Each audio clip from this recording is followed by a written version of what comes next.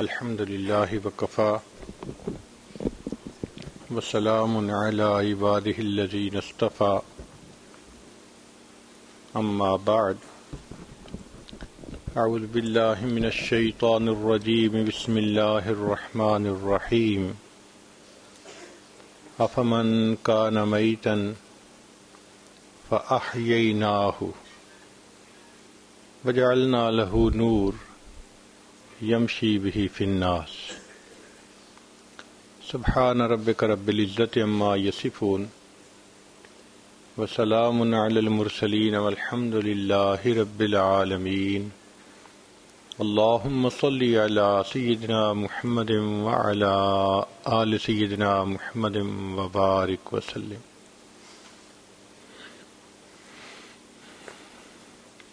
انسان جس ماحول اور صحبت میں رہتا ہے اس کا اثر ہوتا ہے. علماء نے لکھا ہے الصحبت مؤثرۃ، صحبت کی تاثیر ہوتی ہے.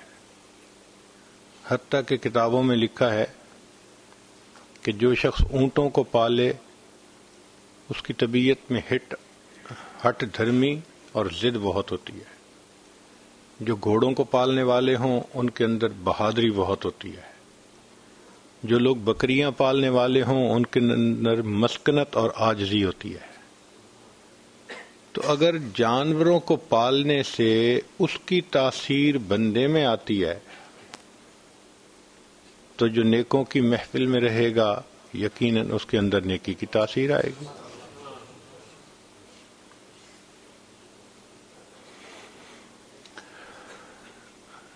ایک عام دستور ہے کہ کسی مقناطیس کے قریب لوہے کا ٹکڑا لائیں تو لوہے کے اندر بھی مقناطیسیت آ جاتی ہے اور وہ لوہا دوسرے لوہے کے ٹکڑوں کو اپنی طرف کھینچنا شروع کر دیتا ہے. جس طرح مقناطیس سے مقناطیسیت لوہے میں منتقل ہوتی ہے ایسے ہی یہ محبت کی آگ ایک سینے سے دوسرے سینے میں منتقل ہوتی ہے. قریب جلتے ہوئے دل کے اپنا دل کر دے، قریب جلتے ہوئے دل کے اپنا دل کر دے، یہ آگ لگتی نہیں ہے لگائی جاتی ہے. تو اللہ والوں کی محفل میں بیٹھ کے محبت الہی کی آگ سینے میں بھڑکتی ہے، جوش مارتی ہے. گناہوں سے نفرت ہوتی ہے، دنیا سے رشتہ کمزور ہوتا ہے، آخرت سے رشتہ مضبوط ہوتا ہے. چنانچہ یہ جو فیض ملتا ہے استاد سے شاگرد کو، اس کو نسبت کہتے ہیں. سیدنا رسول اللہ صلی اللہ علیہ وسلم کے اندر اس قدر نورانیت تھی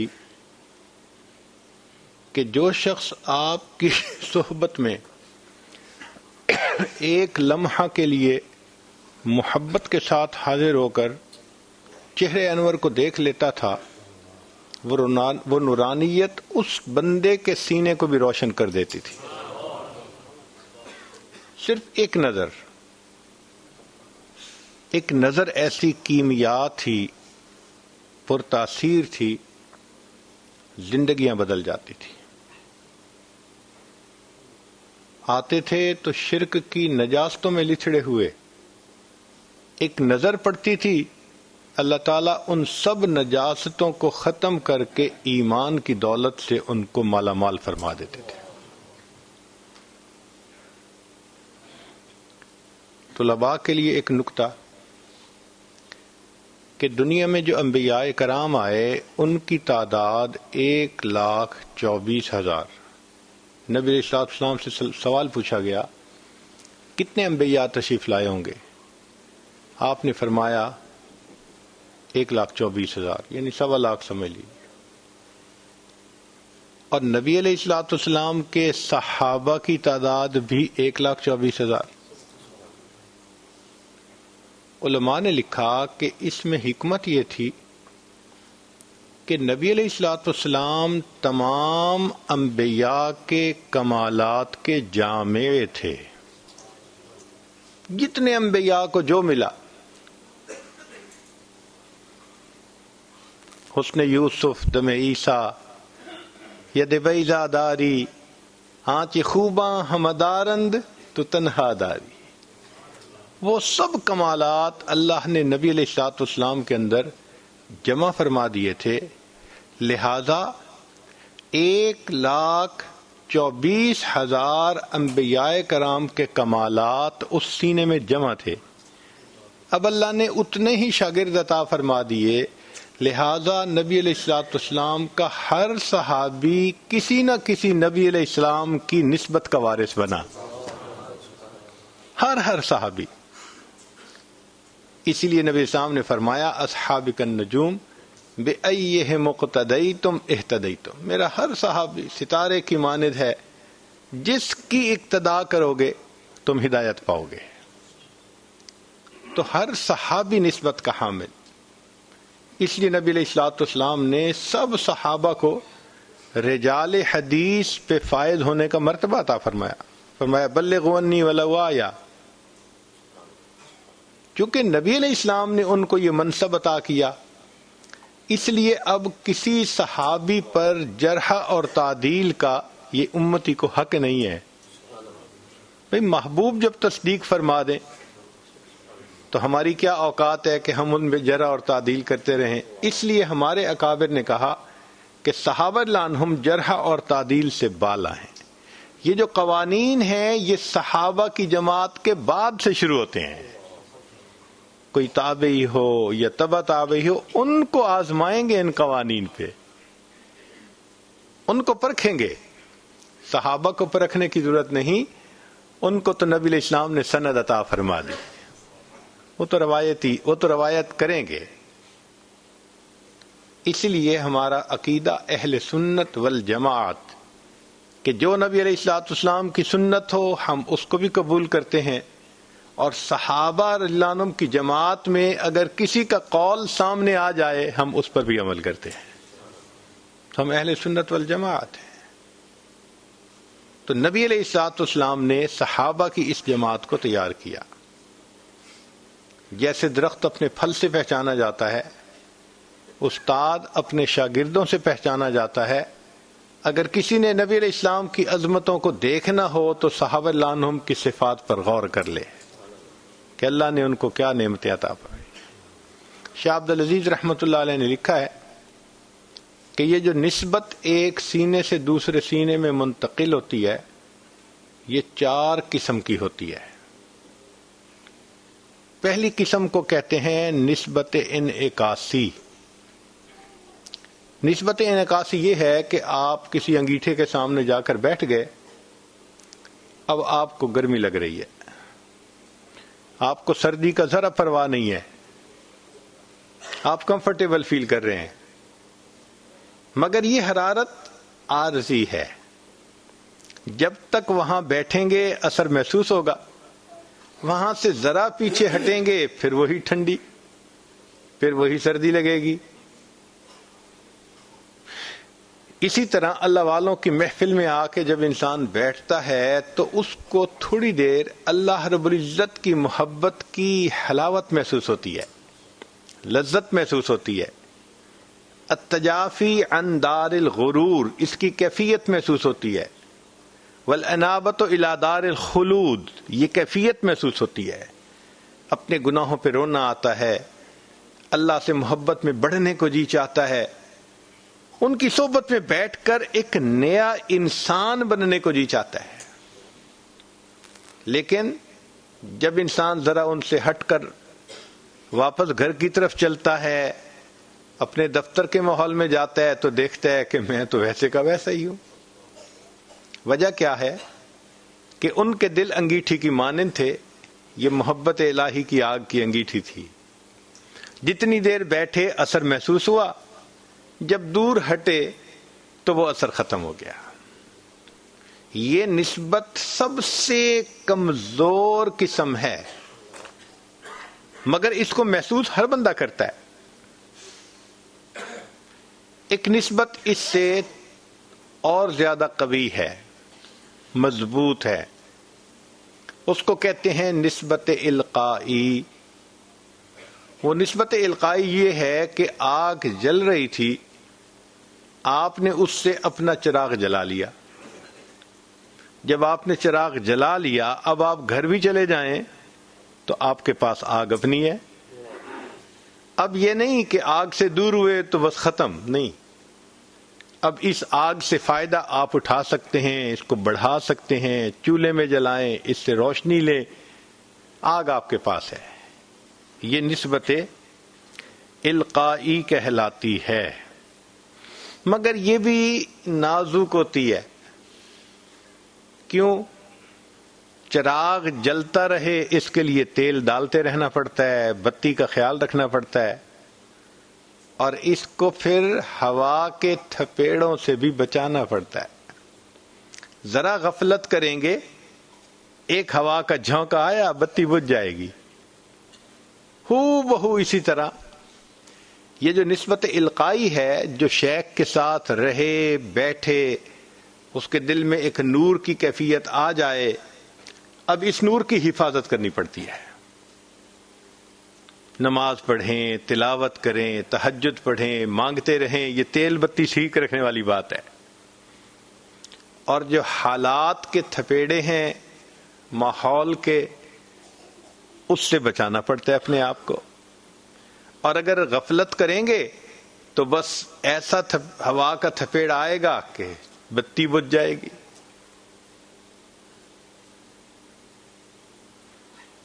ایک تیسری نسبت ہے جو اس سے بھی زیادہ مضبوط ہے، اس کو کہتے ہیں نسبت اصلاحی. نسبت اصلاحی یہ ہوتی ہے کہ انسان شیخ کی صحبت میں وقت گزارے اور ان کی روک ٹوک سنے، اپنے آپ کو چینج کرے اور ڈانٹ ڈپٹ کھا کے اپنے آپ کو سیدھا کرے. یہ تربیت ہوتی ہے بندے کی. جیسے ایک پودا کسی مالی کے ہاتھ میں ہو تو وہ اس کی پروننگ کرتا ہے، کانٹ چھانٹ کرتا ہے، اور بالآخر وہ پودا اتنا خوبصورت بن کے سامنے آتا ہے. اسی طرح شیخ اپنے شاگرد کی اصلاح کرتے ہیں. اللہ رب العزت نے نبی علیہ السلام کی تربیت فرمائی اور نبی علیہ السلام نے صحابہ کی تربیت فرمائی. چنانچہ قرآن مجید میں یہ جو لما کا لفظ ہے یہ تربیت کے لیے ہے. پوچھا جا رہا ہے کیوں؟ مگر فرق یہ ہے کہ اللہ رب العزت نے جو نبی علیہ السلام کے لیے لما کا لفظ استعمال فرمایا، یا پہلے مغفرت کا وعدہ یا بعد میں مغفرت کا وعدہ. وجہ یہ تھی کہ اللہ رب العزت جانتے تھے کہ نبی علیہ الصلوۃ والسلام کے دل میں خشیت الہی کی وہ کیفیت ہے کہ بنا خوشخبری کے اگر لیما کا لفظ سے خطاب کر دیا شاید برداشت کرنا ممکن نہیں ہوگا. اس لیے ساتھ ہی خوشخبری سنیے، عفا اللہ عنک، یہ خوشخبری ہے، مگر ساتھ پوچھ لیا لما اذنت لہم.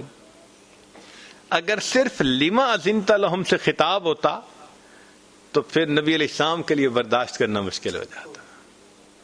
اچھا، کہیں پہلے لما کا لفظ بعد میں خوشخبری کا وعدہ، یا ایھا النبی لما تحرم ما احل اللہ لک تبتغی مرضات ازواجک، ہاں واللہ غفور الرحیم، تو ساتھ مغفرت کا وعدہ. لیکن اللہ رب العزت نے یہی لما کا لفظ ایمان والوں کے لیے استعمال کیا، وہاں مغفرت کے وعدے نہیں ہیں. یا ایھا الذین آمنوا لم تقولون ما لا تفعلون، شاہانہ خطاب، کبر مقتا عند اللہ ان تقولوا ما لا تفعلون. مقصد کیا تھا؟ سیدھے ہو جاؤ گے تو بچ جاؤ گے، نہیں سیدھے ہوگے تو جوتے کھاؤ گے. تو یہ تربیت ہے، یہ اصلاحی نسبت شیخ کے ساتھ کام کی جائے تو پھر جوڑی جائے تو پھر انسان کی زندگی مستقل بدلتی ہے. اس میں وقت لگتا ہے. چنانچہ مشائخ کے ساتھ جو بیعت کا تعلق حاصل کیا جاتا ہے، ان کی صحبت میں بیٹھا جاتا ہے، یہ اصل میں نسبت اصلاحی حاصل کرنی ہوتی ہے. سالوں لگتے ہیں. ہر بندے کی اپنی استعداد ہوتی ہے. کسی کو کم وقت لگا, کسی کو زیادہ لگا. فائدہ ہر ایک کا ہوتا ہے. جتنا گڑ اتنا میٹھا. چنانچہ مشائخ کے پاس جو حضرات تشریف لائے اور نسبت حاصل کر گئے وہ یہ نسبت اصلاحی تھی. حضرت مولانا رشید احمد گنگوہی رحمۃ اللہ علیہ حضرت حاجی امداد اللہ مہاجر مکی رحمۃ اللہ علیہ کو ملنے کے لیے آئے. اس وقت ابتدائے جوانی کا زمانہ تھا. خیال تھا کہ بس چھٹی کا دن ہے, جائیں گے, حضرت سے ملیں گے, واپس آ جائیں گے, چونکہ سبق پڑھانا ہے. ملے, واپس آنے کی بات کی تو حضرت نے فرمایا کہ رشید احمد کچھ وقت ہمارے ساتھ بھی گزارو. حضرت میں سبق پڑھانے والا استاد ہوں, تعلیم و تعلم میرا کام ہے. اگر میں واپس نہیں جاؤں گا تو بچوں کے سبق کا ناغہ ہو جائے گا.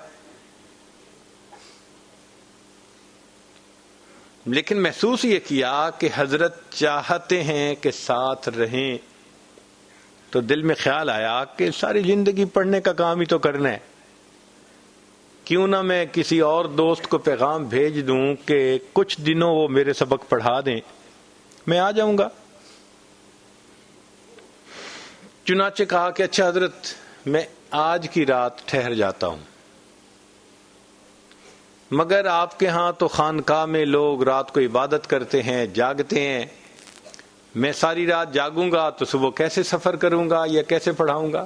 پر میں نے آپ کو کوئی نہیں جگائے گا. ٹھیک ہے, میں صبح چلا جاؤں گا. جب یہ کہا کہ صبح چلا جاؤں گا تو حاجی صاحب نے اپنے خادم کو کہا کہ میاں رشید احمد کی چارپائی ہمارے چارپائی کے قریب بچھا دینا.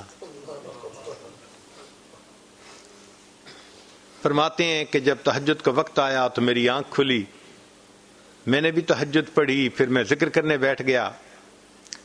فجر کے وقت حضرت حاجی صاحب نے پوچھا میاں رشید احمد وہ جو میرے ساتھ فلاں بندہ کوئی بیٹھا ہوا گفتگو کر رہا تھا, ذکر کر رہا تھا, وہ کون تھا؟ تو کہا حضرت وہ میں ہی تو تھا. تو حضرت نے فرمایا کہ میاں رشید احمد جب ذکر کرنا ہی ہے تو سیکھ کے ذکر کر لو. اب یہ ایسی بات تھی کہ جس نے لاجواب کر دیا, اچھا حضرت سکھا دیجئے.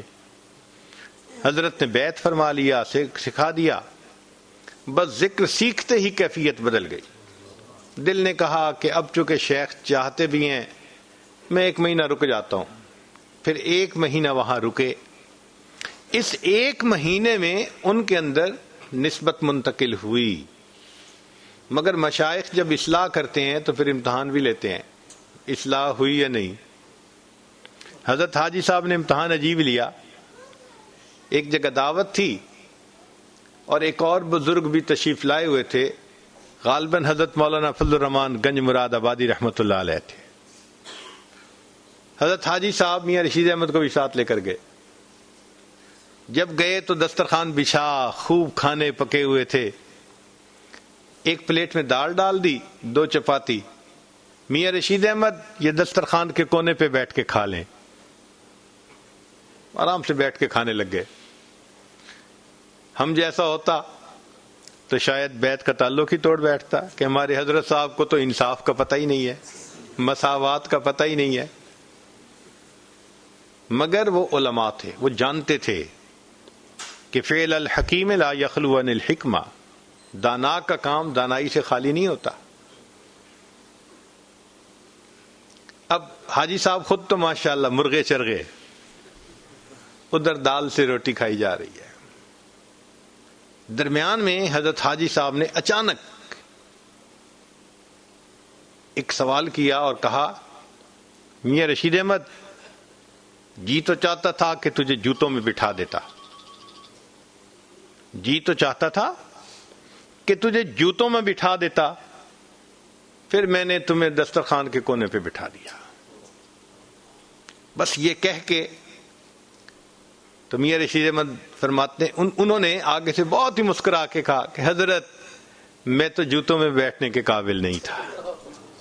یہ تو آپ کا احسان کہ آپ نے مجھے دسترخوان کے کونے.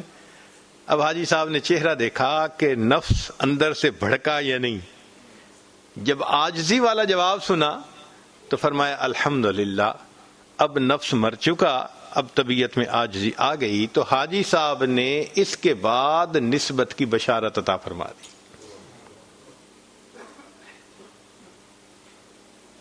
پھر جب جدا ہونے لگے تو حضرت گنگوئی رحمت اللہ علیہ نے اس وقت پوچھا، حضرت میرے اندر تو کچھ ہے نہیں. تو حضرت نے فرمایا آپ کو اجازت اس لیے دی جا رہی ہے کہ آپ کو اپنے اندر کچھ نظر نہیں آتا، اگر کچھ نظر آتا تو آپ کو کبھی اجازت نہ دی جاتی. پھر دعا کروائی کہ حضرت مجھے دعا کر دیں کہ رونا آ جائے. حاجی صاحب نے دعا کر کے رخصت کر دیا. پھر 1 سال 2 سال وقت گزرا، بالآخر حاجی صاحب سے پھر ملاقات ہوئی.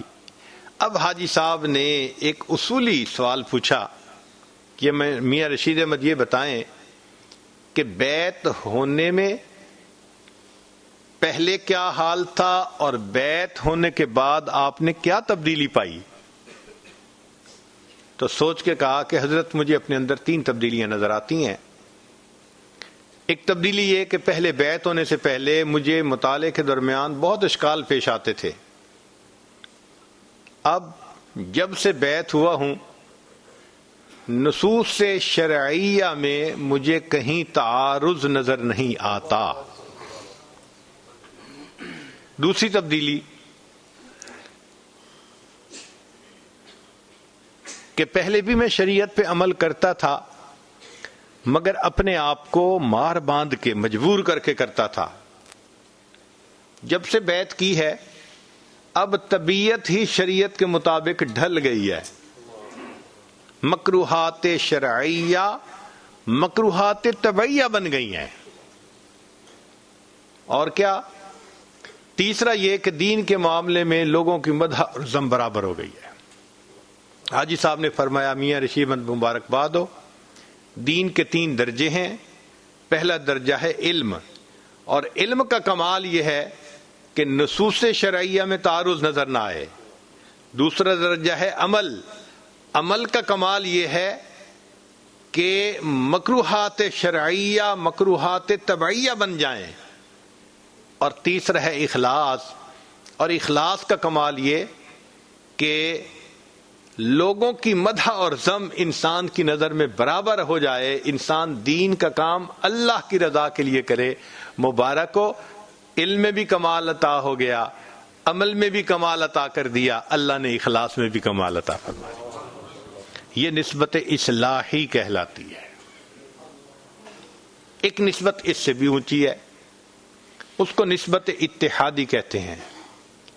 وہ نسبت اتحادی یہ ہوتا ہے کہ شاگرد کو اپنے استاد کے ساتھ محبت کا وہ درجہ مل جائے کہ جس میں پوری طرح شاگرد اپنے استاد کے رنگ میں رنگ جائے، پوری طرح اس رنگ میں رنگ جائے. یہ اگرچہ کم یاب ہے، نایاب نہیں کہہ سکتے، کم یاب ہے، مگر بہرحال اس کی مثالیں ملتی ہیں. امیر خسرو رحمۃ اللہ علیہ نے حضرت خواجہ نظام الدین رحمۃ اللہ علیہ سے یہی نسبت پائی تھی. تبھی تو شعر کہا تھا تو من شدم من تو شدی، من تن شدم تو جان شدی، طاقت نہ گوید بعد عظیم من دیگرم تو دیگری. تو یہ نسبت اتحادی ہوتی ہے. اگر اس کی سابقین میں متقدمین میں اگر مثال دیکھنی ہے تو سب سے بہترین مثال اس نسبت اتحادی کی سیدنا صدیق اکبر رضی اللہ تعالی عنہ کی ہے. ان کو نبی علیہ الصلوۃ والسلام سے ایسی محبت تھی کہ بالکل وہ نبی علیہ الصلوۃ والسلام کے رنگ میں رنگ گئے تھے. چنانچہ جب مدینہ طیبہ ہجرت کے لیے تشریف لے گئے تو مدینہ طیبہ کے لوگ انتظار میں تھے انہوں نے دونوں کو آتے ہوئے دیکھا، مگر دونوں ہستیوں کے لباس میں، چال ڈھال میں، انداز میں، گفتار میں، کردار میں اتنی مشابہت تھی کہ مدینہ کے لوگ یہ فیصلہ نہ کر سکے کہ اس میں استاد کون ہے، شاگرد کون ہے، اور انہوں نے حضرت صدیق اکبر عنہ سے مصافحہ شروع کر دیا۔ صدیق اکبر عنہ نے مصافحہ شروع اس لیے کیا کہ میرے آقا صلی اللہ علیہ وسلم تھکے ہوئے ہیں، لوگ مصافحہ زیادہ کریں گے تو اور تھکاوٹ ہوگی۔ جب مصافحہ کر کے بیٹھے اور سورج نکلا اور سورج کی شعاعوں نے نبی علیہ السلام کے رخسار مبارک کے بوسے لیے، تو تب مدینے والوں نے دیکھا کہ جن کو ایک نبی سمجھ کر انہوں نے مصافحہ کیا تھا وہ اٹھے اور انہوں نے اپنا رومال اپنے صاحب کے سر کے اوپر چھاؤں کرنے کے لیے ڈال دیا۔ تب پتہ چلا اصل کون تھا، نقل کون تھا، استاد کون تھا، شاگرد کون تھا۔ تب پتہ چلا کہ خادم کون تھا، مخدوم کون تھا۔ یہ نسبت اتحادی ہے کہ نقل اصل سے اتنا قریب ہو جائے کہ نقل اور اصل میں فرق کرنا دشوار ہو جائے۔ چنانچہ سیدنا صدیق اکبر عنہ کے حالات کو دیکھیں، واقعات کو دیکھیں، بالکل نبی علیہ الصلوۃ والسلام کے حالات و واقعات کے ساتھ مشابہت رکھتے ہیں۔ آج کی اس مجلس میں اسی عنوان کو کھولنا ہے کہ وہ مشابہت کتنی کامل تھی۔ نبی علیہ السلام جب غار حرا سے تشریف لائے تو خدیجہ کبریٰ رضی اللہ تعالیٰ عنہ نے پوچھا، اے اللہ کے نبی صلی اللہ علیہ وسلم، آپ کیا محسوس کرتے ہیں؟ تو آپ نے فرمایا کہ مجھے ایسے لگتا ہے کہ کہیں موت نہ آ جائے۔ تو اس پر خدیجہ کبریٰ رضی اللہ تعالیٰ عنہ نے کہا، واللہ، کلا واللہ، ہرگز نہیں، ایسا نہیں ہو سکتا۔ انک لتصل الرحم، آپ صلہ رحمی کرنے والے ہیں، وتحمل الکل، اور آپ لوگوں کا بوجھ اٹھانے والے ہیں، تکسب المعدوم، جن کے پلے کچھ نہیں ان کو کما کے دینے والے ہیں، وتقرئ الضیف، مہمان نوازی کرنے والے ہیں، وتعین علی نوائب الحق، دین کے کاموں میں مدد کرنے والے ہیں۔ چونکہ آپ کے اندر یہ 5 صفات ہیں، لہذا اللہ تعالیٰ آپ کو ضائع نہیں ہونے دیں گے۔ یہ خدیجہ کبریٰ رضی اللہ تعالیٰ عنہ کی شہادت تھی، جنہوں نے زندگی کو قریب سے دیکھا تھا کہ ایسی اچھی زندگی آپ کی کیسے آپ ضائع ہو سکتی ہے۔ اب سنیے، ہجرت مدینہ سے پہلے سیدنا صدیق اکبر رضی اللہ تعالیٰ عنہ نے نبی علیہ السلام سے حبشہ ہجرت کی اجازت مانگی۔ نبی علیہ السلام نے اجازت دے دی۔ چنانچہ جب جانے لگے تو مکہ مکرمہ سے باہر رئیس مکہ ابن الدغنہ، یہ قریش میں سے تھا، سردار تھا، یہ ملا۔ ابو بکر کہاں کا ارادہ ہے؟ بتا دیا کہ میں ہجرت کر کے حبشہ جاتا ہوں۔ اس نے کہا ابو بکر آپ نہیں جا سکتے۔ بھئی کیوں نہیں جا سکتے؟ اس نے کہا اس لیے کہ انک لتصل الرحم، آپ صلہ رحمی کرنے والے ہیں، تکسب المعدوم وتحمل الکل تقرئ الضیف وتعین علی نوائب الحق۔ جو 5 خوبیاں ام المومنین خدیجہ کبریٰ رضی اللہ عنہا نے نبی علیہ السلام کی گنوائی تھیں، وہی 5 خوبیاں ابن الدغنہ نے سیدنا صدیق اکبر کی گنوائی تھی۔ یہ ہوتی ہے مشابہت کامل۔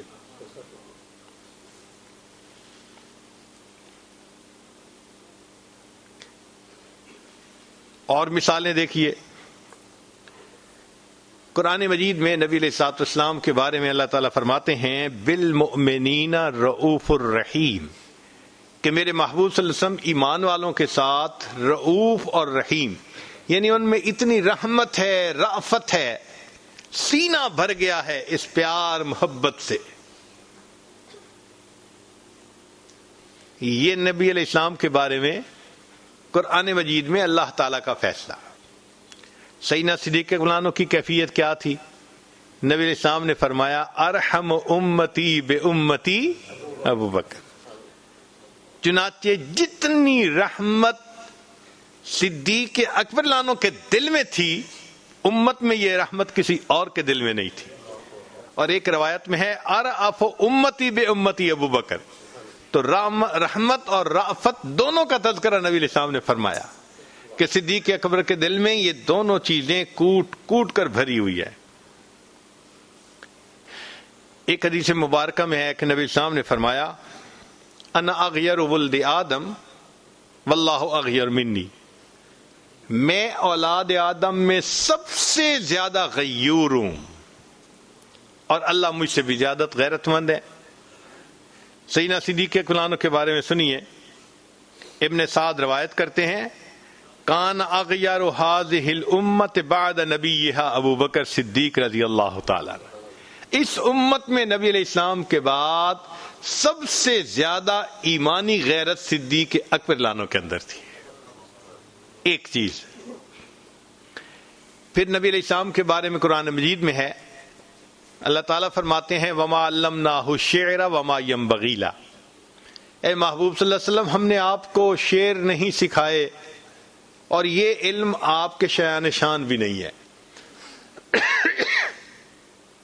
صدیق اکبر کے بارے میں ام المومنین عائشہ صدیق لانا فرماتی ہیں، اس کو ابن عساکر نے کہا کہ عائشہ صدیق لانا فرماتی ہیں کہ ابو بکر صدیق لانو نے نہ زمانے جاہلیت میں کبھی شعر کہا اور نہ اسلام لانے کے بعد شعر کہا، اور فرماتی ہیں کہ ایک مرتبہ ابو بکر صدیق لانو کے سامنے شعر لکھے ہوئے تھے، پڑھنے لگے تو میں مسکرا پڑی، پوچھنے لگے بیٹی کیوں ہنس رہی ہو؟ میں نے کہا کہ جیسے اللہ نے اپنے نبی علیہ السلام کے بارے میں فرمایا کہ شعر کا علم نہیں دیا، وہی حال آپ کا ہے، شعر پڑھنے کو آپ نے نثر بنا دیا ہے۔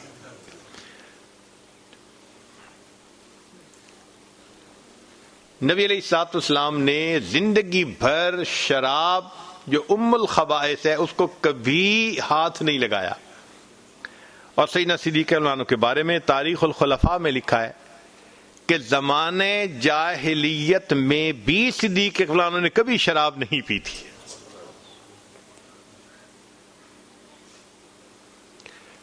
قرآن مجید میں اللہ تعالیٰ اپنے پیارے حبیب صلی اللہ علیہ وسلم کی صفائی اور پاکیزگی کی کا تذکرہ فرماتے ہیں،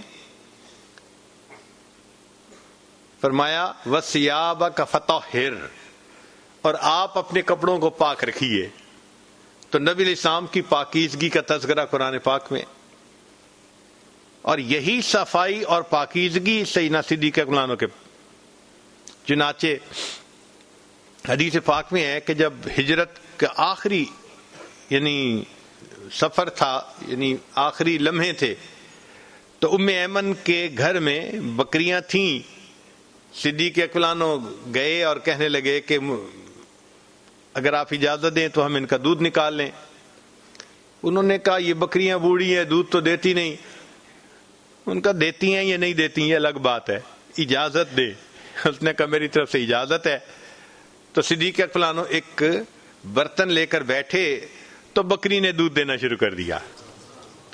اب انہوں نے جب دودھ کو بھر لیا اس برتن میں تو صدیق اکبر وہ لے کر نبی علیہ السلام کے پاس آئے، مگر کتابوں میں لکھا ہے کہ صدیق اکبر نے اس کے اوپر اپنا کپڑا ڈالا اس دودھ کے گلاس کے اوپر کہ تاکہ اس میں کوئی مٹی کا ذرہ یا کوئی تنکا نہ گر جائے۔ طبیعت میں نظافت اتنی تھی کہ پہلے بکری کے تھن دھوئے، پھر اگر دودھ نکالا تو اب کپڑے کو ڈھانپ کر پھر لے کر آئے۔ تو اللہ نے ان کی طبیعت میں بھی اس قدر صفائی اور پاکیزگی رکھی تھی۔ یہ وہ ذاتی صفات تھیں جو بالکل ایک جیسی تھیں۔ آگے دیکھیے کہ اللہ رب العزت نے پھر حالات بھی ایک جیسے کر دیے۔ وہ کس طرح کہ ایک مرتبہ عقبہ بن ابی معیط، یہ سرداران قریش میں سے تھا، اس نے نبی علیہ الصلوۃ والسلام کو بہت تکلیف پہنچائی۔ کتابوں میں لکھا ہے کہ اس نے اپنی چادر کا پھندا بنا کے محبوب صلی اللہ علیہ وسلم کے گلے میں ڈالا تھا، اور مشکل سے اللہ کے حبیب صلی اللہ علیہ وسلم کو چھڑایا گیا تھا۔ یہ نبی علیہ السلام کے ساتھ پیش آیا، اور سیدنا صدیق اکبر رضی اللہ عنہ کے ساتھ بھی ہو بہو اسی طرح کا واقعہ۔ حضرت شیخ الحدیث رحمۃ اللہ نے لکھا ہے کہ لوگ نبی علیہ الصلوۃ والسلام کو ایذا پہنچانا چاہتے تھے، صدیق اکبر رضی اللہ عنہ آ گئے، انہوں نے آ کر کہا اتقتلون رجلا ان یقول ربی اللہ۔ جب انہوں نے آ کے صفائی پیش کی تو وہ کہنے لگے کہ تو بڑا حامی آ گیا۔ نبی علیہ الصلوۃ والسلام سے ہٹ کر انہوں نے صدیق اکبر عنہ کو مارنا شروع کر دیا، حتیٰ کہ ان میں سے ابو بکر صدیق عنہ کے گلے میں ایک بندے نے پھندا ڈالا، اور پھر ان لوگوں کے نرغے سے ان کو نکالا گیا۔ جو معاملہ اللہ کے حبیب صلی اللہ علیہ وسلم کے ساتھ پیش آیا وہی معاملہ سیدنا صدیق اکبر عنہ کو پیش آیا۔ چنانچہ نبی علیہ الصلوۃ والسلام نے دعا مانگی تھی، اے اللہ اسلام کو مدد پہنچا دیجئے۔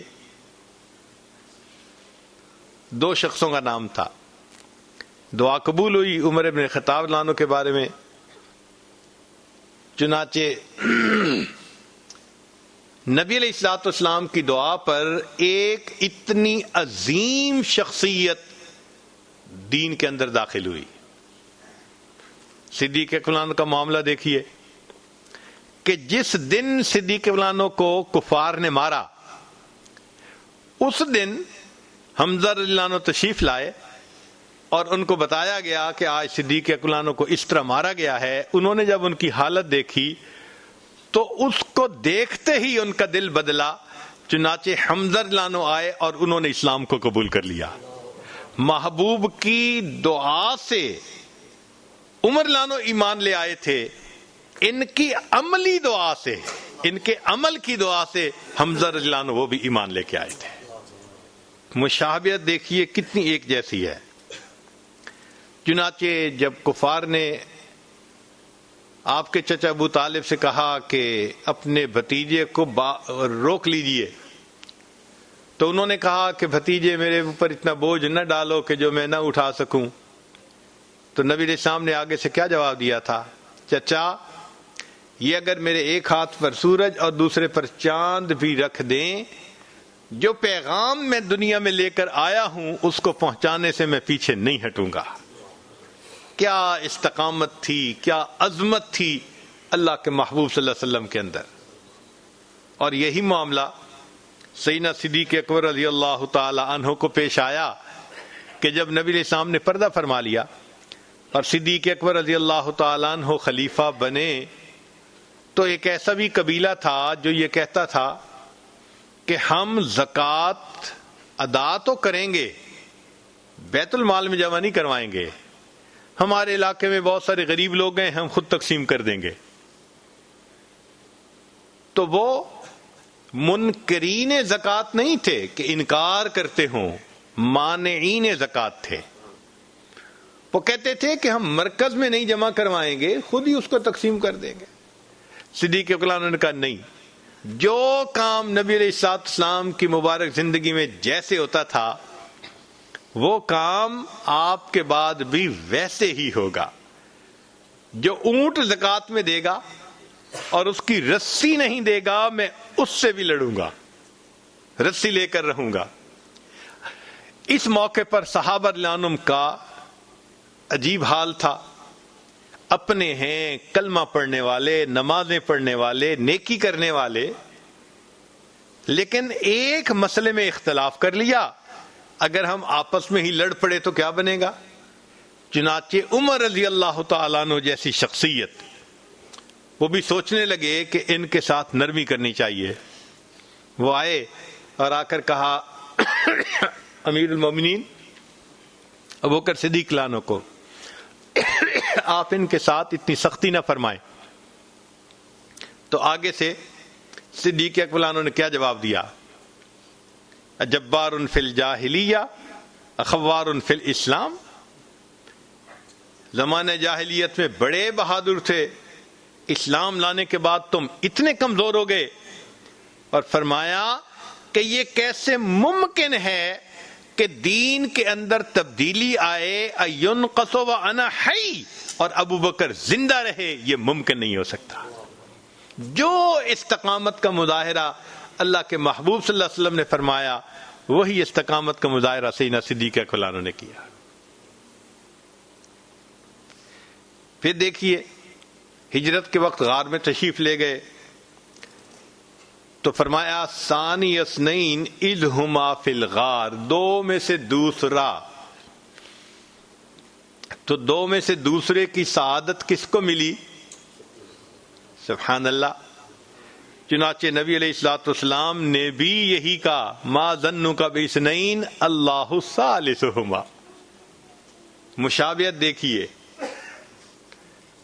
اللہ رب العزت اپنے پیارے حبیب صلی اللہ علیہ وسلم کو فرماتے ہیں لا تحزن علیہم، اے میرے محبوب صلی اللہ علیہ وسلم، یہ جو قریش مکہ آپ کو دکھ دیتے ہیں آپ ان کی باتوں پہ غم نہ کیا کریں۔ لا تحزن علیہم ولا تک فی ضیق مما یمکرون، تو اللہ رب العزت نے حبیب صلی اللہ علیہ وسلم کو فرمایا لا تحزن، اور نبی علیہ السلام ہو بہو یہی الفاظ صدیق اکبر کو فرماتے ہیں لا تحزن ان اللہ معنا۔ جو الفاظ یہاں استعمال ہوئے وہی الفاظ وہاں استعمال ہوئے۔ پھر دیکھیے کہ لوگ نبی علیہ الصلوۃ والسلام کو یا رسول اللہ کہہ کر پکارتے تھے۔ صحابہ لانم جب گفتگو کرنی ہوتی تھی تو کہتے تھے یا رسول اللہ، اور عجیب بات کہ جب صدیق اکبر لانو خلیفہ بنے تو صحابہ لانم ان کو کہتے تھے یا خلیفت رسول اللہ، اے اللہ کے رسول صلی اللہ علیہ وسلم کے خلیفہ۔ یعنی جو الفاظ وہاں استعمال ہوتے تھے وہی الفاظ یہاں استعمال ہوتے ہیں۔ جب ہجرت کے لیے نکلے تو قریش مکہ نے نبی علیہ الصلوۃ والسلام کے لیے بھی 100 اونٹ متعین کیے کہ جو زندہ لائے یا خبر لائے 100 اونٹ ملیں گے، اور انہوں نے 100 اونٹ سیدنا صدیق اکبر عنہ کے لیے بھی متعین کیے۔ اس میں بھی مناسبت تھی۔ پھر سوچ ایک جیسی تھی، دونوں ہستیوں کی سوچ بالکل ایک جیسی تھی۔ بدر میں قیدیوں کا معاملہ پیش آیا، عمر لانو نے کہا کہ اے اللہ کے حبیب صلی اللہ علیہ وسلم، جو جس کا رشتہ دار ہے اس کے حوالے کر دیں، وہ ان کا کام سمیٹ دے، ان کو قتل کر دے۔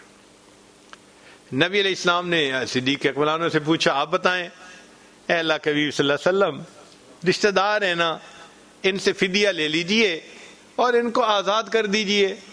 دل میں رحمت تھی، رافت تھی کہ ہو سکتا ہے کل کو کلمہ پڑھ کے مسلمان ہو جائیں۔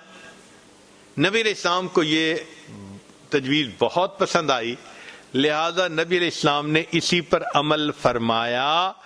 معلوم ہوا کہ سوچ دونوں ہستیوں کی بالکل ایک جیسی تھی۔ صلح حدیبیہ کے موقع پر سہیل بن عمر وہ آیا تھا قریش مکہ کا نمائندہ بن کر، اس نے آ کے اپنی طرف سے بڑی سختی کی، یہ بھی نہیں، یہ بھی نہیں، یہ بھی نہیں، یہ بھی نہیں۔ تو مسلمانوں کو محسوس ہوتا تھا کہ ہم اتنا گر کے کیوں سلو کر رہے ہیں، اتنے جو یہ نخرے دکھا رہا ہے تو ان کو کہیں جاؤ گھر جاؤ جا کے۔ حتیٰ کہ سیدنا عمر رضی اللہ عنہ اپنے گھر سے نکلے، اپنے خیمے سے نکلے اور نبی علیہ السلام کی خدمت میں حاضر ہوئے۔ اے اللہ کے حبیب صلی اللہ علیہ وسلم، آپ اللہ کے سچے نبی ہیں نا؟ فرمایا ہاں میں سچا نبی ہوں۔ اے اللہ کے حبیب صلی اللہ علیہ وسلم، ہم حق پر ہیں نا؟ ہاں ہم حق پر ہیں۔ اے اللہ کے حبیب صلی اللہ علیہ وسلم، ہم کیوں اتنا دب کے سلو کر رہے ہیں؟ تو نبی علیہ السلام نے فرمایا میں وہی کرتا ہوں جو اللہ تعالیٰ کی طرف سے حکم ہوتا ہے۔ تو عمر لانو خاموش ہو گئے۔ عمر لانو واپس آئے، ابوبکر صدیق لانو سے ملے، اور ابوبکر صدیق لانو کو پھر یہی کہا کہ ہم اتنا دب کے سلو کیوں کر رہے ہیں؟ جیسے ہی لفظ بولے صدیق اکبر لانو نے پہلا سوال کیا، عمر کیا نبی علیہ السلام اللہ کے سچے نبی نہیں ہیں؟ جی ہیں۔ کیا نبی علیہ السلام حق پر نہیں ہے؟ جی ہیں۔ کیا نبی علیہ السلام وہی نہیں کرتے جو اللہ حکم دیتا ہے؟ جو ادھر مکالمہ ہوا تھا وہی مکالمہ ادھر ہوا، بالآخر عمر لانو کو اللہ نے شرح صدر عطا فرما دیا۔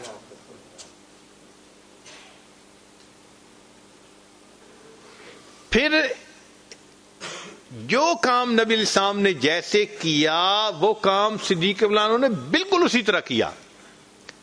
ذرا غور کیجئے، ایک باغ تھا، باغ فدق، اس کی آمدنی نبی علیہ السلام کو ملا کرتی تھی، اور آپ بنو ہاشم کے نوجوانوں کی شادیوں میں اور دوسری ضروریات میں اس کو خرچ فرماتے تھے۔ سیدہ فاطمہ الزہرا رضی اللہ عنہا نے ایک مرتبہ آ کر ریکویسٹ بھی کی، اے اللہ کے صلی اللہ علیہ وسلم اس کو ہمارے لیے وقف کر دیجئے۔ فرمایا نہیں، سب کے لیے ہے۔ نبی علیہ السلام نے انکار فرمایا۔ جب سیدنا صدیق اکبر عنہ خلیفہ بنے تو ایک مرتبہ پھر فاطمہ الزہرا رضی اللہ عنہا نے یہی آ کر کہا کہ یہ باغ فدق کی جو آمدنی ہے اس کو آپ ہمارے لیے وقف کر دیجئے۔ تو صدیق اکبر عنہ نے وہی جواب دیا کہ چونکہ نبی علیہ الصلوۃ والسلام نے متعین نہیں فرمایا تھا، ابو بکر اب اس کو متعین نہیں کر سکتا۔ جب فاطمہ الزہرا کو وہی جواب مل گیا جو والد گرامی نے دیا تھا تو وہ مطمئن ہو کے واپس گھر چلی گئی۔ اتباع اتنی کامل تھی۔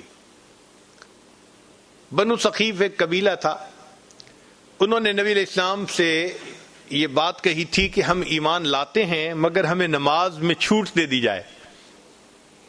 نبی علیہ السلام نے فرمایا اس دین میں کوئی خیر نہیں جس دین میں نماز نہ ہو۔ تو نبی علیہ السلام نے سختی فرمائی، اور دیکھیں کہ صدیق اکبر رضی اللہ عنہ کے ساتھ بھی وہی معاملہ پیش آیا کہ لوگوں نے زکوٰۃ کے معاملے میں چھوٹ مانگی تھی، صدیق رضی اللہ عنہ ڈٹ گئے اور کہنے لگے یہ کبھی بھی نہیں ہو سکتا۔ پھر ایک قبیلہ تھا بنو قزاعہ، نبی علیہ الصلوۃ والسلام نے اس قبیلے کے ساتھ غزوہ ذات السلاسل کی جنگ کی تھی، اور صدیق اکبر عنہ کے زمانے خلافت میں بہو اسی قبیلے کے لوگ کچھ مرتد ہوئے تھے، تو صدیق اکبر عنہ نے اس قبیلے کے ساتھ دوبارہ پھر جنگ فرمائی۔ جو عمل نبی علیہ السلام نے کیا وہی عمل صدیق اکبر عنہ نے کیا۔ نبی علیہ السلام نے اپنے زمانے میں حضرت عمر بن عاص عنہ کو امیر لشکر بنایا تھا، تو نتیجہ کیا نکلا کہ صدیق اکبر عنہ کے زمانے میں بھی انہوں نے انہی کو ہی امیر لشکر بنائے رکھا۔ پھر نبی علیہ السلام نے 9 ہجری میں صدیق اکبر عنہ کو امیر حج بنا کر بھیجا تھا، اور جب 10 ہجری میں نبی علیہ السلام خود تشریف لے گئے تو خود امیر حج بن کر گئے۔ تو ادھر نبی علیہ السلام بھی امیر حج بن کے سفر کر رہے ہیں، اور بالکل اسی طرح سیدنا صدیق اکبر عنہ بھی امیر حج بن کر سفر کر رہے ہیں۔ نبی علیہ السلام نے حضرت حسن عنہ کو ایک مرتبہ پیار کیا، بلایا، کندھے پہ بٹھایا۔ زمانہ صدیقی میں حضرت علی رضی اللہ عنہ بھی تھے اور صدیق اکبر عنہ بھی، ادھر سے حضرت حسن رضی اللہ عنہ آ گئے، تو حسن رضی اللہ عنہ کو ابوبکر صدیق رضی اللہ عنہ نے پیار کیا، اور پیار کر کے اپنے کندھے پہ بٹھا لیا۔ بہو وہی عمل کیا جو نبی علیہ السلام نے اپنی مبارک زندگی میں کیا تھا۔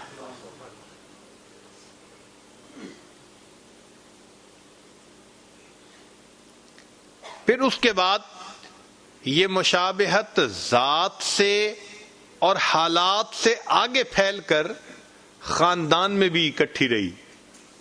ذرا غور کیجئے، یہ چیزیں تو بندے کے بس میں نہیں ہوتی، مگر یہ اتنی کامل مشابہت تھی کہ آپس کی یہ نسبت اتحادی خاندان کے رشتوں میں بھی ظاہر ہوتی تھی۔ ذرا غور کیجئے کہ نبی علیہ الصلوۃ والسلام کے داماد سابقین اولین میں سے تھے۔ کون کون؟ عثمان غنی رضی اللہ عنہ اور سیدنا علی رضی اللہ عنہ، اور حضرت ابوبکر صدیق رضی اللہ عنہ کے جو ایک داماد تھے زبیر رضی اللہ تعالیٰ عنہ اسماء رضی اللہ عنہ کے خاوند، وہ بھی سابقین اولین میں سے تھے۔ نبی علیہ السلام کے داماد مہاجرین میں سے تھے، اور ابوبکر صدیق رضی اللہ عنہ کے یہ داماد زبیر رضی اللہ عنہ یہ بھی مہاجرین میں سے تھے، نبی علیہ السلام کے یہ داماد عشرہ مبشرہ میں سے تھے، اور صدیق اکبر کے زبیر لانو یہ بھی عشرہ مبشرہ میں سے تھے۔ تو رشتہ داریوں میں بھی دیکھو کیا مشابہت اللہ نے عطا فرما دی تھی۔ پھر اس سے آگے دیکھیے اولاد میں مشابہت کتنی تھی۔ نبی علیہ السلام کی صاحبزادی سیدہ فاطمہ الزہرا رضی اللہ عنہا یہ جنتی عورتوں کی سردار خاتون جنت کہلائیں، اور صدیق اکبر کی صاحبزادی ام المومنین عائشہ، ان کے بارے میں فرمایا نبی علیہ السلام نے، عائشہ کو دنیا کی عورتوں پر وہ فضیلت ہے جو سرید کو بقیہ کھانوں پر فضیلت حاصل ہوتی ہے، ان کو بھی فضیلت، ان کو بھی فضیلت۔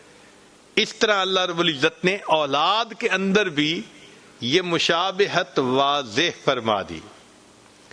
چنانچہ سیدہ فاطمہ الزہرا عنہا کے گھر میں مالی اعتبار سے تنگی تھی، وہ چاہتی تھیں کہ کوئی کام کرنے والی ہیلپ نصیب ہو جائے، تو خادم غلام لینے کے لیے آئی تھیں۔ نبی علیہ السلام نے تسبیحات فاطمہ کی تعلیم دے دی تھی جو آج ہم پڑھتے ہیں نماز کے بعد، مگر گھر میں تنگی تھی، سب کام خود کرنے پڑتے تھے۔ جیسے نبی علیہ السلام کی صاحبزادی رضی اللہ عنہ کے گھر میں تنگی تھی، صدیق اکبر کی ایک صاحبزادی تھیں اسماء رضی اللہ تعالی عنہا، ان کے گھر میں بھی مالی اعتبار سے تنگی تھی۔ واقعات ہیں، اونٹوں کو خود گٹھلیاں پیس کے کھلایا کرتی تھیں، چارہ کاٹ کے اپنے سر پہ اٹھا کے خود لایا کرتی تھی۔ مشابہت دیکھیے کیسی کامل ہے۔ پھر ان سے آگے بڑھ کر یہ گرینڈ چلڈرن تک بھی مشابہت چلتی رہی، حتیٰ کہ نبی علیہ السلام کے پوتے کے نواسے سیدنا حسین رضی اللہ عنہ نے وقت کے حاکم یزید سے بیعت سے انکار کیا، اور صدیق اکبر رضی اللہ عنہ کے نواسے عبداللہ ابن زبیر رضی اللہ عنہ انہوں نے بھی اس کی بیعت سے انکار کیا۔ ادھر بھی مشابہت دیکھیے۔ پھر سیدنا حسین رضی اللہ عنہ کو شہید کیا گیا، اور سیدنا عبداللہ ابن زبیر رضی اللہ عنہ کو بھی شہید کیا گیا۔ پھر شہادت سے پہلے سیدنا حسین رضی اللہ عنہ کو شام کی جو افواج تھی انہوں نے نرغے میں لے لیا، اور ادھر عبداللہ ابن زبیر رضی اللہ عنہ کو بھی حجاج کی جو فوج تھی انہوں نے نرغے میں لے لیا۔ پھر سیدنا حسین رضی اللہ عنہ کی شہادت سے پہلے ان کے کئی رشتہ دار شہید ہوئے، آخر پہ وہ شہید ہوئے، اور ادھر عبداللہ بن زبیر رضی اللہ عنہ کے بارے میں آتا ہے کہ ان سے پہلے ان کے کئی رشتہ دار شہید ہوئے، آخر پر یہ شہید ہوئے۔ مشابہت ذرا دیکھیے کہ آگے گرینڈ چلڈرن کے اندر بھی مشابہت کامل بنتی ہے۔ چلیے اب ذرا خدائی معاملہ دیکھیے کہ اللہ کا معاملہ دونوں کے ساتھ کیا تھا۔ اللہ رب العزت نے قرآن مجید میں نبی علیہ السلام کو صاحبکم کا خطاب فرمایا، اور حدیث مبارکہ میں ہے کہ نبی علیہ السلام نے صدیق اکبر لانوں کو صحابہ کا صاحبکم فرمایا۔ اللہ تعالیٰ نے جو لفظ محبوب صلی اللہ علیہ وسلم کے لیے استعمال کیا، نبی علیہ السلام نے وہی لفظ سیدنا صدیق اکبر لانوں کے لیے استعمال فرمایا۔ پھر ایک ایسی بھی نماز تھی کہ جس کی پہلی 2 رکعت ابو بکر صدیق لانوں نے پڑھائی تھیں، اور اسی نماز کی آخری 2 رکعت نبی علیہ السلام نے پڑھائی۔ مشابہت دیکھیے، ایک ہی نماز ہے، 2 رکعت کے وہ امام ہیں اور دوسری 2 رکعت کے آپ صلی اللہ علیہ وسلم امامت فرماتے ہیں۔ پھر نبی علیہ السلام کو کفار نے مجنون کہا، نون والقلم وما یسطرون ما انت بنعمت ربک بمجنون، تو مجنون کہا۔ اور سیدنا صدیق عنہ کے بارے میں آتا ہے کہ کفار نے کہا تھا ھذا ابن ابی قحافہ لمجنون، یہ بھی پاگل ہے، یہ بھی مجنون ہے۔ چنانچہ نبی علیہ السلام جب طائف سے واپس گھر تشریف لائے تو مطعم بن عدی ایک سرداران قریش میں سے تھا، اس نے نبی علیہ السلام کو اپنی پناہ میں لیا تھا. اور سیدنا صدیق اکبر عنہ جب ہجرت حبشہ کرنا چاہتے تھے، پھر واپس آئے، تو واپسی پر ابن دغنہ نے ان کو اپنی کفالت میں لیا تھا، اپنی پناہ میں لیا تھا. مشابہت دیکھیے، ادھر بھی وہی معاملہ اور ادھر بھی وہی معاملہ. پھر نبی علیہ السلام نے فرمایا انا اتقى ولد آدم واکرمہم علی اللہ ولا فخر، کہ میں اولاد آدم میں سب سے زیادہ متقی ہوں اور سب سے زیادہ مکرم ہوں، اور مجھے اس پہ کوئی فخر نہیں ہے. اور صدیق اکبر عنہ کے بارے میں ذرا سنیے کہ ان کے بارے میں اللہ تعالیٰ فرماتے ہیں وَسَيُجَنَّبُهَا الْأَتْقَى، اور مفسرین نے لکھا کہ یہاں اتقا سے مراد صدیق اکبر عنہ کی ذات ہے. اب اتقا تو قرآن نے ان کو کہہ دیا، اور قرآن یہ بھی کہہ رہا ہے ان اکرمکم عند اللہ، تو جو اتقاکم ہوگا وہ اکرمکم بھی ہوگا. تو دونوں نعمتیں ان کو بھی حاصل. قرآن مجید نے نبی علیہ السلام کے بارے میں فرمایا وَلَسَوْفَ يُعْتِيكَ رَبُّكَ فَتَرْضَىٰ، اور قرآن مجید نے سیدنا صدیق اکبر عنہ کے بارے میں فرمایا وَلَسَوْفَ يَرْضَىٰ. اور مفسرین نے لکھا کہ یہ آیت سیدنا صدیق اکبر عنہ کے لیے اتری تھی. نبی علیہ الصلوۃ والسلام کی اتباع کرنے سے اللہ کا محبوب نے فرمایا فَاتَّبِعُونِي يُحْبِبْكُمُ اللَّهُ، تم میری اتباع کرو، اللہ تم سے پسند کرے گا. اور سیدنا صدیق اکبر عنہ کے جو ساتھ مل کر لڑنے والے تھے، ان کا تذکرہ اللہ نے قرآن میں پہلے ہی فرما دیا تھا.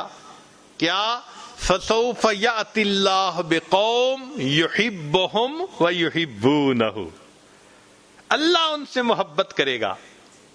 تو دیکھیے اللہ رب العزت کی طرف سے معاملہ کیسا.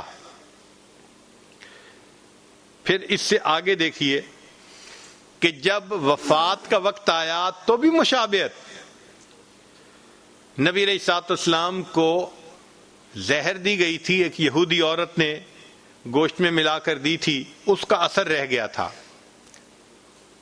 اور بالآخر اسی زہر کا اثر بڑھا تھا جو وفات کے وقت وہ زیادہ واضح ہو گیا اور دنیا سے پردہ کرنے کا ظاہری سبب بنا. سیدنا صدیق اکبر عنہ کو بھی زہر دی گئی.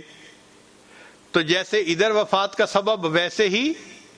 اور یہ بھی مزے کی بات کہ نبی علیہ السلام نے جو گوشت کھایا تھا ایک اور بندے نے کھایا تھا اور اس کی تو فوراً وفات ہو گئی تھی محبوب صلی اللہ علیہ وسلم کی کچھ عرصے کے بعد.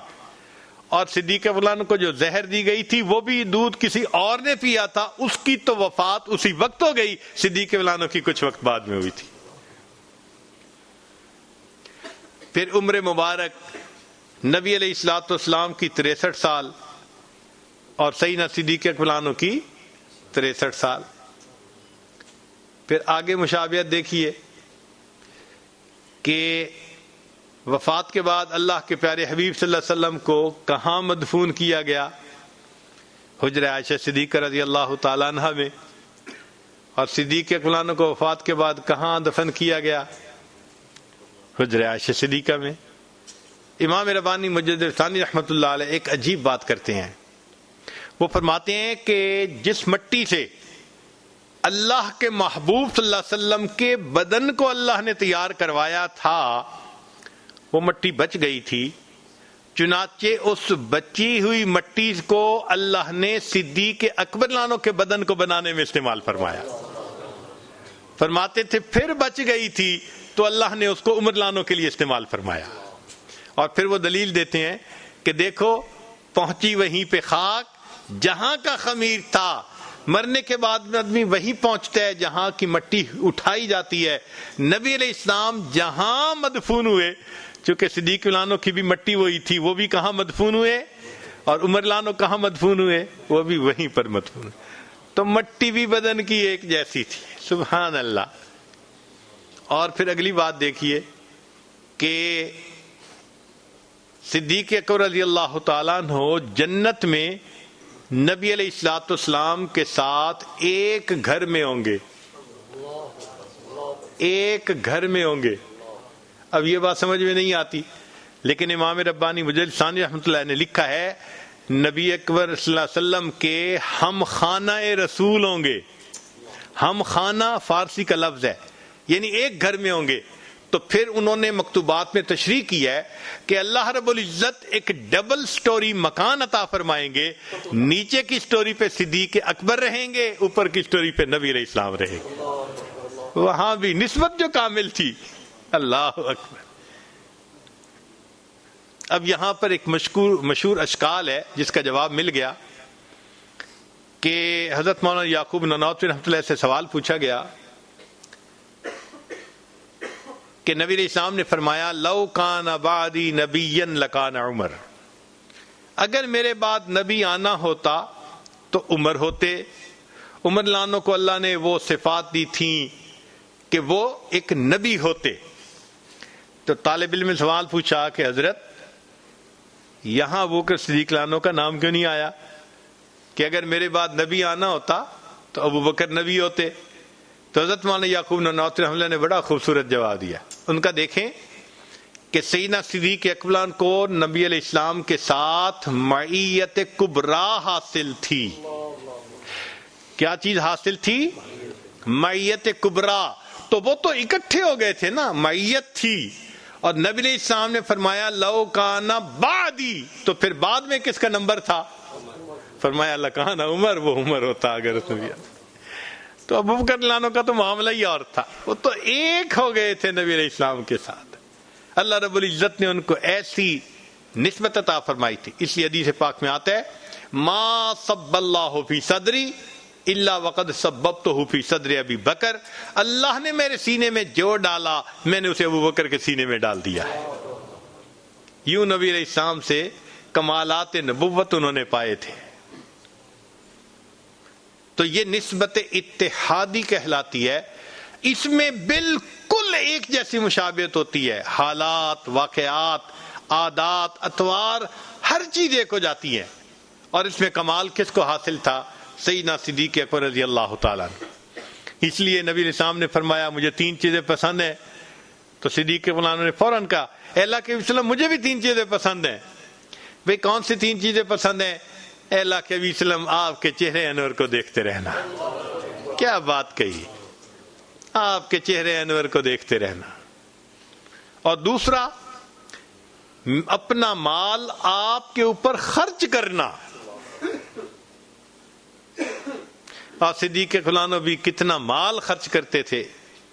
عجیب. علامہ اقبال نے عجیب اشعار کہے ہیں، ذرا سنیے گا. عمر لانو کہتے ہیں کہ میں سوچتا تھا کہ کوئی کام موقع ایسا آئے کہ میں ابو بکر سے آگے بڑھ جاؤں. جب نبی علیہ السلام نے فرمایا کہ اللہ کے راستے میں خرچ کرو تو میں نے سوچا اب تو میرے پاس بڑی گنجائش ہے، میں زیادہ خرچ کروں گا، ان سے آگے بڑھ جاؤں گا. چنانچہ وہ آدھا مال لے کے آئے اور سیدنا صدیق اکبر اپنا پورا مال لے کے آئے. تو وہ کہتے ہیں ایک دن رسول پاک نے اصحاب سے کہا، ایک دن رسول پاک نے اصحاب سے کہا دیں مال راہ حق میں جو ہو تم میں مالدار. ایک دن رسول پاک نے اصحاب سے کہا دیں مال راہ حق میں جو ہو تم میں مالدار. ارشاد سن کے فرتے طرب سے عمر اٹھے خوشی سے. ارشاد سن کے فرتے طرب سے عمر اٹھے. اس روز ان کے پاس تھے درہم کئی ہزار. دل میں یہ کہہ رہے تھے کہ صدیق سے ضرور بڑھ کر رکھے گا آج قدم میرا راہوار، کہ آج میں بڑھ جاؤں گا. لائے غرض کے مال رسول امی کے پاس، ایثار کی ہے دست نگر ابتدائے کار. پوچھا حضور سرور عالم نے اے عمر، اے وہ کہ جوش حق سے تیرے دل کو ہے قرار، تیرا دل کو ہے قرار، رکھا ہے کچھ عیال کی خاطر بھی تو نے کیا. مسلم ہے اپنے خیش و اقارب کا حق گزار، کی عرض نصف مال ہے فرزند و زن کا حق، باقی جو ہے وہ ملت بیضا پہ ہے نثار. اتنے میں وہ رفیق نبوت بھی آ گیا. اللہ اکبر، کیا عجیب بات کہی ہے. اتنے میں وہ رفیق نبوت بھی آ گیا جس سے بنائے عشق و محبت ہے استوار. لے آیا اپنے ساتھ وہ مرد وفا سرشت، ہر چیز جس سے چشم جہاں میں ہو اعتبار. بولے حضور چاہیے فکر عیال بھی، کہنے لگا وہ عشق و محبت کا رازدار. اے تجھ سے دیدہ اے مہ انجم فروغ گیر. عجیب بات کہی ہے. اے تجھ سے دیدہ اے مہ انجم فروغ گیر، اے تیری ذات باعث تکوین روزگار. پروانے کو چراغ ہے بلبل کو پھول بس، صدیق کے لیے ہے خدا کا رسول بس. حضرت شیخ الحدیث مولانا زکریا رحمۃ اللہ نے عجیب بات لکھی ہے کہ جب سیدنا صدیق اکبر عنہ نے اتنا مال اللہ کے راستے میں دے دیا تو نبی علیہ السلام نے دیکھا کہ انہوں نے اپنے جسم کے اوپر ایک ٹاٹ کا لباس پہنا ہوا تھا.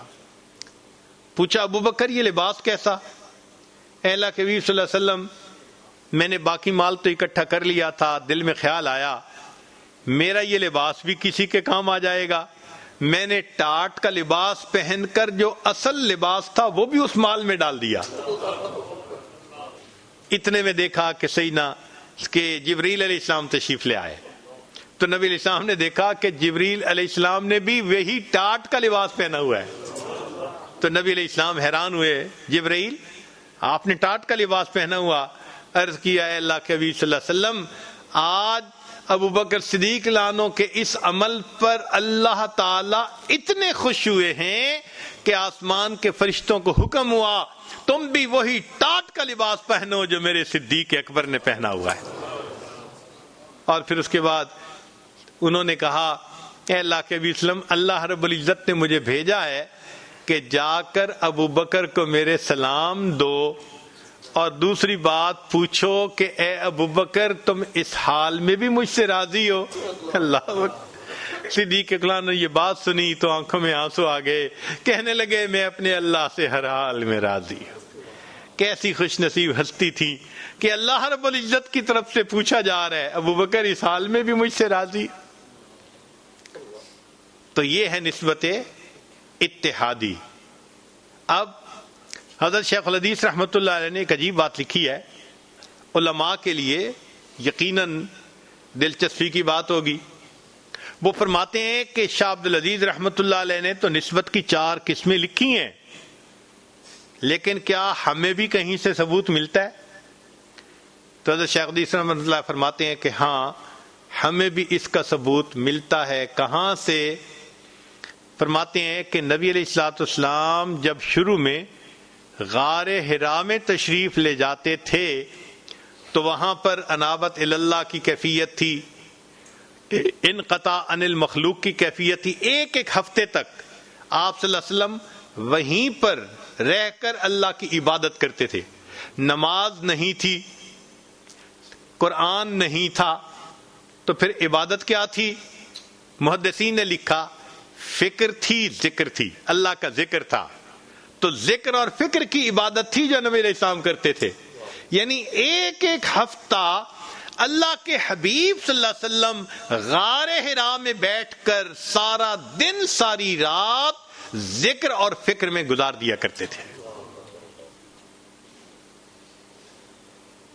اور اس ذکر اور فکر میں وقت گزارنے سے نبی علیہ السلام کا سینہ ایسا روشن ہو گیا تھا کہ نسبت انعکاسی اسی وقت حاصل ہو گئی تھی. وہ کیسے؟ انعکاسی میں کیا ہوتا ہے کہ پاس بیٹھو تو بس آگ گرما دیتی ہے، اور نبی علیہ السلام کے سینے انور میں یہ نور اتنا چمک گیا تھا، اللہ تعالیٰ نے قرآن مجید میں اس کی تصدیق فرمائی کہ یکاد زیتھا یضیء ولو لم تمسس نار. آگ نے چھوا نہیں تھا مگر ایسے بن گیا تھا کہ جیسے بس آگ تو بھڑک اٹھنے والی ہے.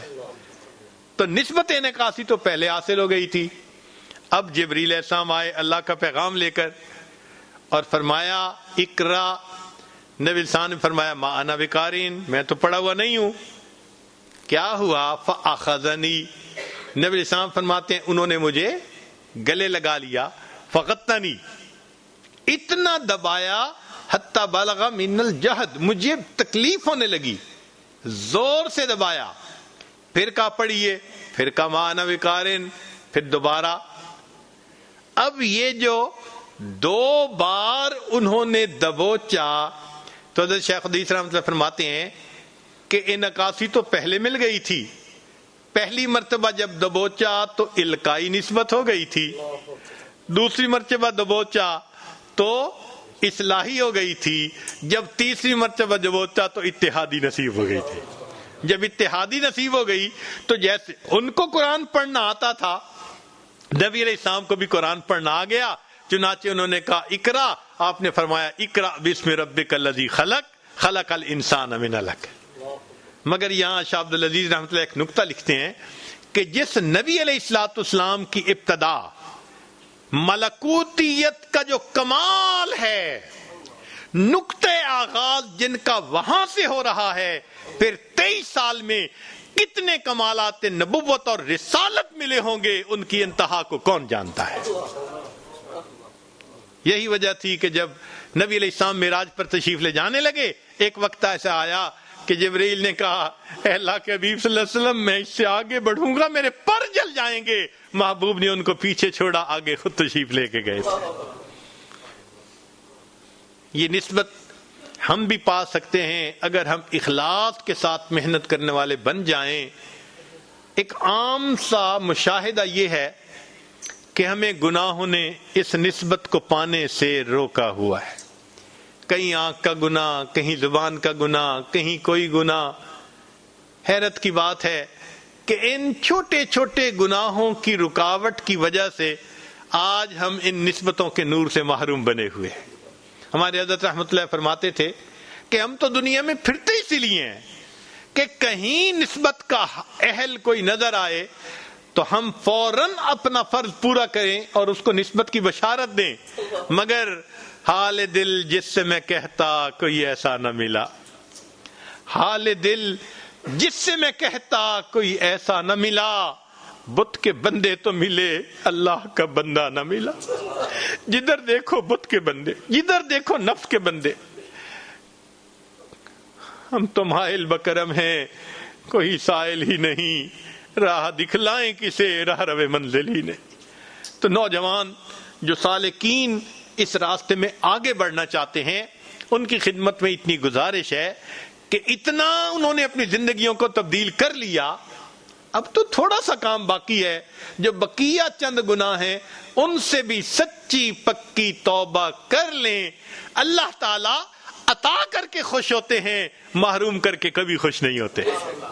اگر اس محرومی کی کوئی وجہ ہے، ہماری اپنی کوتاہی ہے، ہم ان کوتاہیوں سے آج کی اس مجلس میں سچی توبہ کر لیں، 100% گناہوں سے بچ کر نیکوکاری پرہیزگاری کی زندگی گزارنے کا ارادہ کریں۔